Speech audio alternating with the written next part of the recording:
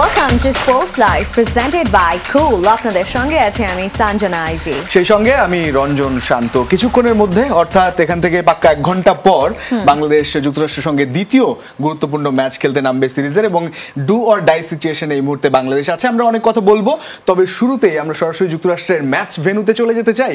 সেখানেই আছেন সহকর্মী তাহমিদ অমিত, বিশেষ প্রতিনিধি যমুনা টেলিভিশন। যুক্ত হচ্ছেন অমিত। রঞ্জন, সঞ্জনা, আপনাদেরকে স্বাগত জানাচ্ছি। আমার এখানে শুভ সকাল, আপনাদের রাত হয়ে গেছে। দিন রাতের এই পার্থক্য আসলে বাংলাদেশ দলের পারফরমেন্সের যেরকম অবস্থা আসলে ঠিক একই রকম। বাংলাদেশ দল চলে এসছে, যুক্তরাষ্ট্র টিম চলে এসছে মাঠে, তারা এখন ওয়ার্ম আপ করছে, ঘন্টাখানেক বাকি আছে ম্যাচের আগে। একটা জিনিস আপনাদের বলে নিই, পিছনে একটু হলেও দেখা যাচ্ছে নিশ্চয়ই কালো মেঘ, সেটা কিন্তু তৃতীয় প্রতিপক্ষ হয়ে যেতে পারে বাংলাদেশ দলের জন্য। যদিও আবহাওয়ার যে পূর্বাভাসটা বলছে সেখানে কিন্তু বৃষ্টির আপাতত কোনো সম্ভাবনা নেই। মেঘটা চলে যাওয়ার কথা, মেঘটা যেন চলে যায় আমরা আসলে সেই প্রত্যাশা করছি। একই প্রত্যাশা কিন্তু ভক্তরা চলে এসছেন বাংলাদেশ দলে। যতই হারুক, যতই বাংলাদেশ খারাপ খেলুক, ভক্তরা যতই মন খারাপ করুক, সবসময় তারা মাঠে আসেন, সবসময় থাকে। আপনাদের তো এবার সাউন্ডে একটু সমস্যা হচ্ছে, বাতাস প্রচন্ড বেগে বাতাস বইছে, এই শব্দটা হয়তো আপনারা শুনতে পাচ্ছেন। সেই দর্শকদের সাথে একটু কথা বলে আপনাদের কাছে ফিরছি। আপনাদের এই যে দল প্রথম ম্যাচ হেরে গিয়েছিল, তারপর আপনারা মাঠে চলে এসেছেন।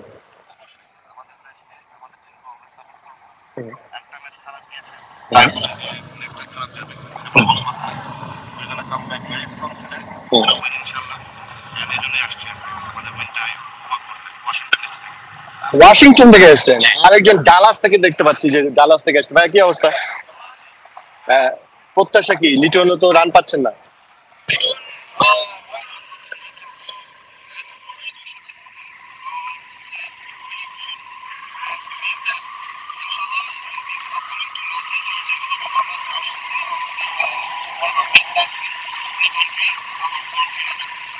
ঠিক আছে, ধন্যবাদ আপনাদের দুজনকে।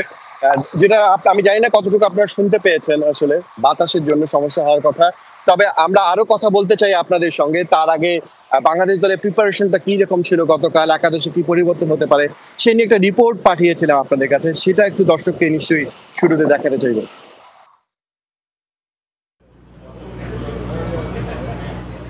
ম্যাচের আগের দিনের ছবি, সম্ভবত এই মুহূর্তে দুই সুখী মানুষ টিম হোটেলের সামনে কথা বলছিলেন যুক্তরাষ্ট্রের কোচ স্টুয়ার্ট ল আর অধিনায়ক মোনাক প্যাটেল। খুব সিরিয়াস মুডে থাকা দুজনের কথোপকথন বোঝা না গেলেও এটা নিশ্চিত সিরিজ জয়ের সুযোগের সামনে দাঁড়িয়ে থাকা দলটা রোমাঞ্চিত ইতিহাস করতে। বিশ্রামের দিনে পুরো যুক্তরাষ্ট্রের দলটা ছিল ফুরফুরে মেজাজে। লাঞ্চ শেষে টিম বাসে একসাথে হোটেলে ফিরল পুরো দলটা। অন্যদিকে দেখা মিলল টাইগারদের হেড কোচ চান্দিকা হাথুর সিংয়ের। বরাবরের মতোই রাশভারী চান্দিকা অবশ্য চাপটা লুকিয়ে রাখতে চাইলেন। অন্যদিকে হোটেলের নিচে অধিনায়ক নাজমুল শান্ত মধ্যাহ্নভোজ সেরেছেন তানজিদ তামিম সাকিবদের নিয়ে। অনুশীলন না থাকায় এদিন হিউস্টনের নাসা স্পেস সেন্টার ঘুরে দেখতে বেরিয়েছিল পুরো বাংলাদেশ দল। মহাকাশের বিশালতায় হয়তো প্রথম ম্যাচের কষ্টটা উড়িয়ে দিয়ে শান্ত হতে চেয়েছে পুরো দল। বাংলাদেশ আর যুক্তরাষ্ট্র দুই দলই অবস্থান করছে হিউস্টনের এই হোটেলটাতে। দুই দলেরই ছিল বিশ্রামের, তারা আসলে মাঠে এই দিন যায়নি, কোনো অনুশীলন করেনি, তবে হোটেলেই জিম করেছে। তবে অবস্থানটা একেবারে ভিন্ন। প্রথম ম্যাচ জিতে যুক্তরাষ্ট্র যখন ফুরফুরে মেজাজে, তখন বলার অপেক্ষা রাখে না টিম টাইগার্স রয়েছে চাপে, যেখান থেকে ফিরতে হলে ম্যাচটা তো জিততেই হবে, একই সঙ্গে দিতে হবে শতভাগ। প্রথম ম্যাচে হারের ধাক্কার দিনই অবশ্য অধিনায়ক জানিয়ে দিয়েছিলেন পরের দুই ম্যাচে ঘুরে দাঁড়াবে দল।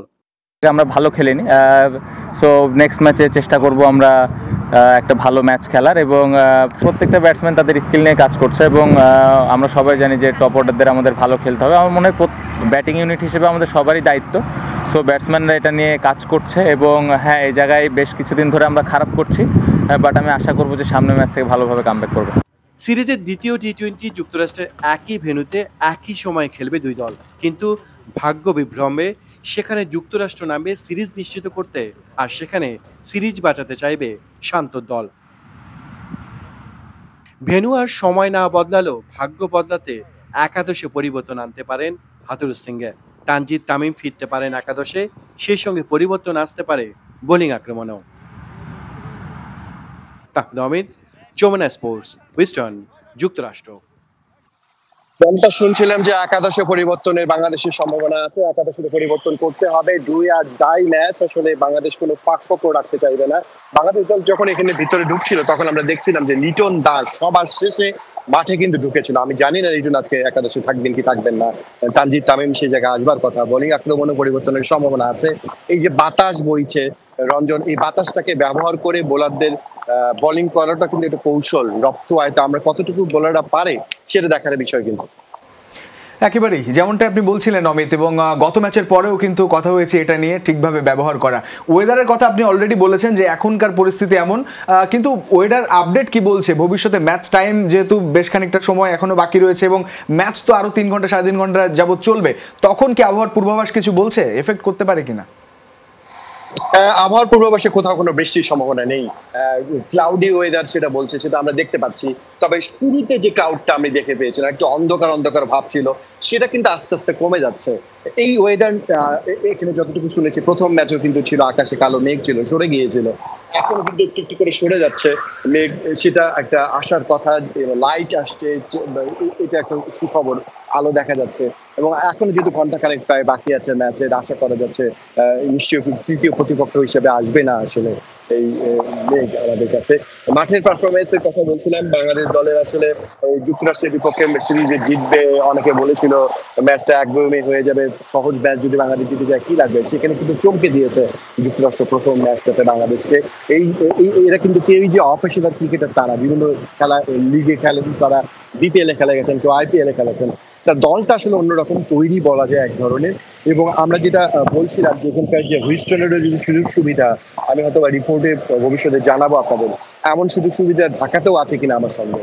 আমার যে আশপাশে দেখতে পাচ্ছেন আমাদের পেছনের পিচ, এটা কিন্তু এই মাঠে খেলা হবে তা না, এইরকম এখানে প্রায় 7টা 8টা মাঠ আছে এই জায়গাটাতে, এবং সব আধুনিক ফ্যাসিলিটিস দিয়ে এই জায়গাটা তৈরি আছে। আপনারা জানেন যে হুইস্টনে ঝড় হয়েছিল, তখন বলেছিল এই মাঠ কিভাবে তৈরি হবে, মাত্র একদিনের ব্যবধানে পুরো মাঠ তৈরি করা হয়ে গেছে। কিন্তু এরকম ফিল্ড অনেকগুলো আছে, প্রায় 80 একর জমি নিয়ে কিন্তু এই ক্রিকেট কমপ্লেক্সটা তৈরি। চিন্তায় করা যায় না যে যুক্তরাষ্ট্রের কথা বলি আমরা, ক্রিকেট এখানে কিছুই না, সেখানে এমন ফ্যাসিলিটি, সেখান থেকে ক্রিকেটাররা বের হয়ে আসবে, সেটাই তো খুব স্বাভাবিক। অমিত, শান্ত লিটনদের সমস্যাটা কি আসলে স্কিলের নাকি আত্মবিশ্বাসের? অ্যাসোসিয়েট দলের সাথেও যে এরকম রানে না ফেরা বাংলাদেশের, সেটা কি আসলে অন্যায়ের পর্যায়ে পড়ে না? কি মনে হয় আপনার? সানজানা, অনেকদিন ধরে আপনি ক্রিকেটটা করছেন, রঞ্জন জানে। আচ্ছা, বাংলাদেশ দলের ব্যাটিং এর সমস্যা নেই, আপনি এটা কবে শুনেছিলেন বলেন তো? আমি সেই ছোটবেলা থেকেই শুনি বাংলাদেশ দল খুব খারাপ খেলছে, পাইলট ভাই সে ব্যাটিং করবেন, রফিক ভাই ব্যাটিং করবেন, কিছু একটা রান হবে। আসলে সেই জন্ম থেকে দেখে আসা হচ্ছে বাংলাদেশ টিমটার এইরকম ব্যাটিং পারফরমেন্স। আসলে ইভেন আমরা যে নিউজিল্যান্ডের সাথে আমরা চ্যাম্পিয়ন্স ট্রফিতে ম্যাচ জিতেছি, সেখানেও 5-6টা উইকেট চলে গিয়েছিল, পরে দুর্দান্ত একটা পার্টনারশিপ হয়েছিল। এরকম কিছু ম্যাচ অসাধারণ ব্যক্তিগত পারফরমেন্সের জন্য কিন্তু জিতেছে। টিম ওয়ার্কের ওই ব্যাটিংটা অনেকদিন দেখা যায় না বাংলাদেশ দলের। হুটহাট খুব বেশি ভালো খেলতে হয়, কিন্তু পেশাদার টিমে আসলে কোনো একদিন আপনি ভালো খেলবেন, সে কোনো একদিন ভালো খেলার জন্য অপেক্ষা করবার সুযোগটা নেই। নাজমুল শান্তর কথাই যদি বলি, এর আগে সিজনটা দারুণ করেছেন, বিপিএল এ রান করেছেন, কিন্তু সেটাই স্বাভাবিক। একজন ক্রিকেটার, তিনি তো ব্যাটার, রান করবেন খুব স্বাভাবিক, ব্যাট প্যাচ যেতে পারে, কিন্তু হঠাৎ করে তিনি যেভাবে রান করায় ঢুকছেন, সেটা দলের উপর খুবই প্রভাব ফেলবে। একেই যদি বলি লিটন দাস, তার ব্যাটিং স্কিল নিয়ে কিছু বলার নেই, তিনি যেদিন ব্যাটিংটা করেন আসলে চেয়ে শুধু তাকিয়ে থাকতে হয়, কিন্তু সে তাকিয়ে থাকাটা 1 বছরে 5-6টা ইনিংস করলে তো হবে না, আপনাকে সেটা ধারাবাহিকভাবে করতে হবে। স্কিলের সমস্যা আছে আমি এটা বলতে চাই না, আসলে আমরা মানসিকভাবেই একটা কোথায় আটকে থাকে আসলে আমাদের ক্রিকেটাররা। মনে হয় ক্রিকেট বেশি বেশি ম্যাচ খেলা, কম্পিটিটিভ ক্রিকেট খেলা, এগুলো নিয়ে অনেক কথাবার্তা হয়েছে। সমস্যা আসলে এখানেই বলতে হবে। আমি এখানে এসে শুনি যে পরিমাণ লিগ হয়, মানে এই হিস্টোরি যে পরিমাণ ক্রিকেট হয়, সেটা আসলে চিন্তাও করা যায় না। অমিত, আপনি কাছ থেকে দেখেছেন কিছুক্ষণ আগে এই ক্রিকেটারদের, আসলে চোখে মুখে কোনো অভিব্যক্তি দেখেছেন কিনা, আত্মবিশ্বাসের ঘাটতি আছে কিনা? কারণ যুক্তরাষ্ট্র যেহেতু 1 ম্যাচ জিতে গেছে, তারা তো প্রেশারলেস ক্রিকেট খেলবে স্বাভাবিক, কারণ তাদের জন্য অনেক বড় অর্জন 1 ম্যাচ হারিয়ে দিয়েছে বাংলাদেশকে। প্রেশারটা কোন দলের উপর থাকবে কি মনে হয়? অবশ্যই প্রেশারটা বাংলাদেশ দলের উপর থাকবে, তবে ওইভাবে কারো চেহারায় সেটা দেখা যাবে। আমার কেন জানি মনে হয় বাংলাদেশ ম্যাচটা নিয়ে খুবই আত্মবিশ্বাসী। তারা হয়তো জানে প্রথম ম্যাচ কোনোভাবে রিল্যাক্স থেকেছিল, এক্সিকিউশনটা ঠিকভাবে হয়নি। ঠিকঠাকভাবে যদি এক্সিকিউশন করে যুক্তরাষ্ট্র টিমকে না হারানোর কোনো কারণ নেই, এটা আমার মনে হয়। ঢোকার সময় কোরি অ্যান্ডারসন খুব হাই দিচ্ছিলেন। আসলে বাংলাদেশ টিমকে আমি দেখতে পাচ্ছি চোখের সামনে গোল হয়ে পুরো টিমে একসঙ্গে কথা বলছেন, ক্যাপ্টেন সম্মত কথা বলছেন। বাকি যুক্তরাষ্ট্র টিমটা আসলে এখনো ওরা ওয়ার্ম আপ করছে। আসলে আমি একটা জিনিস বলতে চাই রঞ্জন, এই যে এখানকার ক্রিকেট ফ্যাসিলিটিস আছে, এই যে অনুশীলন করার সুবিধা আছে, এই যে হিউস্টনে বাংলাদেশ টিম এসছে, এই বিষয়টা পিক করার জায়গা আসলে বাংলাদেশ একদিন মাত্র অনুশীলন করেছে এই মাঠ থেকে, একদিন, তা পুরো টিম না। কেন? আমরা তো ক্রিকেট খেলতে এসেছি, অনুশীলন করতে এসেছি, তাই না? সেটাই তো হবার কথা। কোনো কোনো ক্রিকেটার তো এখানে ঘন্টার পর ঘন্টা অনুশীলনটাও করতে পারে। এই যে ফ্যাসিলিটিস নেওয়ার সুযোগের সুবিধা, আমি 2021 বিশ্বকাপে যখন আমি আইসিসি ক্রিকেট গ্রাউন্ডে ছিলাম দুবাইতে, তখন একই কথা বলেছিলাম। এখানে আমি স্মিথের কথা দেখেছিলাম, উনি কিন্তু রান পাচ্ছিলেন না। সেই স্মিথ ফাইনালে কিন্তু সেই অস্ট্রেলিয়া টি-20 বিশ্বকাপ চ্যাম্পিয়ন হয়েছে। স্মিথকে আমি প্রায় বিকেল পর্যন্ত ব্যাটিং করতে দেখেছিলাম আইসিসি ক্রিকেট গ্রাউন্ডে এই ফ্যাসিলিটিসকে গ্রহণ করে। তা আমাদের ক্রিকেটাররা কেন সেটা করে না আমি ঠিক জানি না এখন পর্যন্ত। এখানেও একই অবস্থা দেখেছিলাম, ওখানে একই রিপোর্ট করেছিলাম, বাংলাদেশ দীর্ঘ প্রায় 5-6 দিন টানা অনুশীলন করেনি আমার যতটুকু মনে পড়ে। এখানেও ঠিক একই অবস্থা। আমি জানি না কালকে যেমন একটা রেস্ট ডে আছে, তারপর দিন ম্যাচ, রেস্ট ডেটাকে ব্যবহার করবে কিনা। এটা একটু ডিফারেন্ট মাঠ, ওয়েদার। আমি এই যে বলছি এত বাতাস, কালকেও কিন্তু বাতাসটা থাকবে। এই বাতাসে সেখানে যদি অনুশীলনে মোস্তাফিজ বল করতেন, তাহলে এনে তিনি জানতেন যে কিভাবে বোলিংটা করতে হবে, সে এক্সিকিউশনটা করতে হবে তাকে মাঠে এসে, মানে ইন্টারন্যাশনাল ম্যাচে এসে আপনাকে এই ওয়েদার, এই বাতাস ব্যবহার করা শিখতে হচ্ছে। কিন্তু কালকে তারা এসে যদি আজকে ওকে, অমিত অসংখ্য ধন্যবাদ যুক্ত হওয়ার জন্য। হোপফুলি বাংলাদেশ মাঠের ক্রিকেটে বেটার পারফরমেন্স আজকে দেখাবে দ্বিতীয় ম্যাচে এবং ফিরবে। তামিদ যুক্ত ছিলেন হিউস্টন থেকে। কদিন আগেই হিউস্টনে এসেছিল ঝড়, সেই ঝড় যেন আরও একবার এসেছিল সিরিজের প্রথম ম্যাচে। যুক্তরাষ্ট্রের কাছে অপ্রত্যাশিত হারে হৃদয় ভেঙেছে টাইগার ভক্তদের। তবু হাল ছাড়তে নারাজ তারা, বলছেন ঠিকই শেষ 2 ম্যাচ জিতে সিরিজ নিশ্চিত করবে লাল সবুজের দল। ভালো নেই বাংলাদেশ দল। যে প্রাণোচ্ছল সুখী বাংলাদেশ পা রেখেছিল হিউস্টনে, সে বাংলাদেশ এখন চেনা বড় দায়। রাজ্যের সব ভয় ভর করেছে, জেকে বসেছে এক সমুদ্র সংশয়। যুক্তরাষ্ট্রের ক্রিকেট যেন টাইগারদের জন্য আতঙ্কের নাম। প্রথম দেখায় যে লজ্জা দিয়েছে মার্কিন দলটা, আতঙ্কিত না হওয়া তাতে কোনো কারণ নেই। যে দলটার নিজের বলে কিছুই নেই, ছিল না কোনো অর্জন, র্যাঙ্কিংয়ে পিছিয়েদের, সেই যুক্তরাষ্ট্রের কাছে অসহায় আত্মসমর্পণের পর আত্মবিশ্বাসে ধাক্কা লাগাটাই স্বাভাবিক। বাংলাদেশ যেদিন যুক্তরাষ্ট্রে পা রাখে, সেদিন হিউস্টনে ঝড় হয়েছিল, যাতে লন্ডভন্ড হয়ে যায় ভেন্যু প্রেরি ভিউ ক্রিকেট কমপ্লেক্সও। সে ঝড়টাই যেন দিন 2 পর আঘাত হানলো সাকিব শান্তদের আত্মবিশ্বাসে। অথচ হেরে যাওয়ার আগ পর্যন্ত হয়তো তারা ভাবেনি এভাবে হেরে যাবে। এমন হার হৃদয় ভেঙেছিল টাইগার ভক্তদেরও। তবু বরাবরের মতোই আরো একবার স্বপ্নবিলাসী সেই প্রবাসীরা। পজিটিভ থাকার চেষ্টা করছি, আশা করছি বাংলাদেশ দল সামনে সবগুলো ম্যাচ জিতবে, ভালো খেলবে। নিজের দেশ বলে কথা, সো বাংলাদেশ দলের প্রতি শুভকামনা থাকলো, অবশ্যই ভালো খেলবে। বাংলাদেশ প্রথম ম্যাচ হেরেছে, আরো 2টো ম্যাচ বাকি আছে, সো আশা করছি ওই ম্যাচগুলো জিতবে। এবং বাংলাদেশ টিমের কাছে আমার এই প্রত্যাশা হবে যে কনফিডেন্স নিয়ে খেললেই হবে। হার জিত নিয়েই খেলা থাকে, যখন তখন যা কিছু হবার শঙ্কা।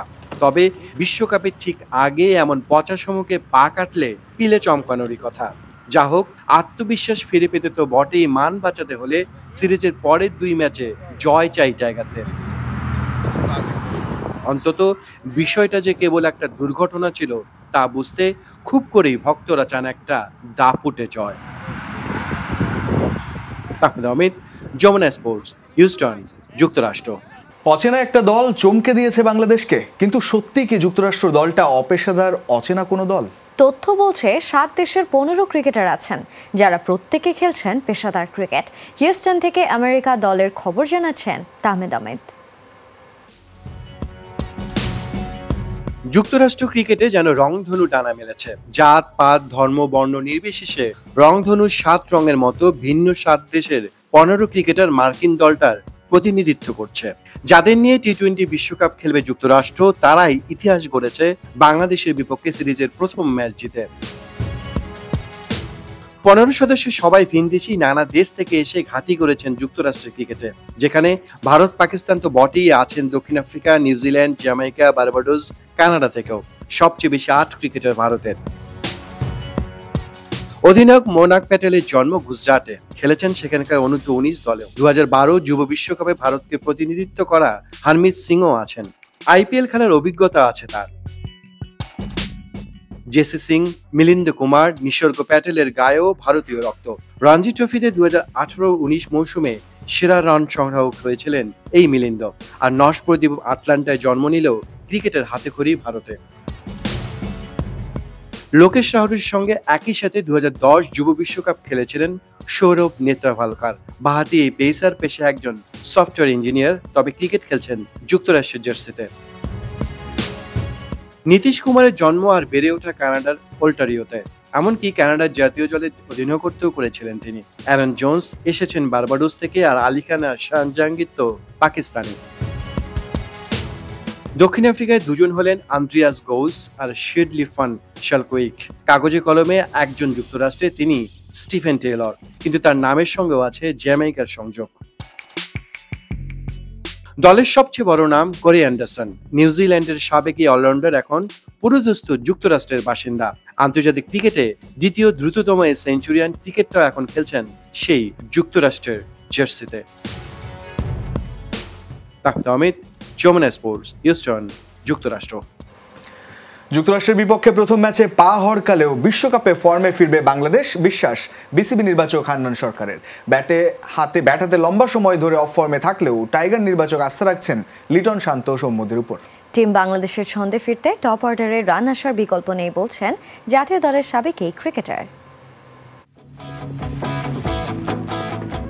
বিশ্বকাপের আগে বাংলাদেশের হতশ্রী পারফরমেন্স। যুক্তরাষ্ট্রের বিপক্ষে যে সিরিজকে বিশ্বকাপের প্রস্তুতি হিসেবে ধরা হয়েছিল, সেই সিরিজের প্রথম ম্যাচেই অসহায় আত্মসমর্পণ শান্তর দলের টপ অর্ডারের ব্যর্থতার কারণেই এমন বেহাল অবস্থা বলে মনে করছেন দলটির নির্বাচক হান্নান সরকার। আপনি যদি স্পেসিফিক বলতে চান, টপ অর্ডারে আমাদের রানটা হয়নি। আমাদের কিন্তু মাঝখানে হৃদয়, রিয়াদ, জাকির তারা কিন্তু রান করেছে। সো টপ অর্ডার আমরা স্ট্রাগল করছি, এটা আসলে লুকোনোর কিছু নেই, লজ্জার কিছু নেই, এটা ফ্যাক্ট, এটা রিয়েলিটি। আমরা দেখছি যে আমাদের 1, 2, 3 ওই পজিশন থেকে যেভাবে আমরা চাচ্ছি সেভাবে পাচ্ছি না।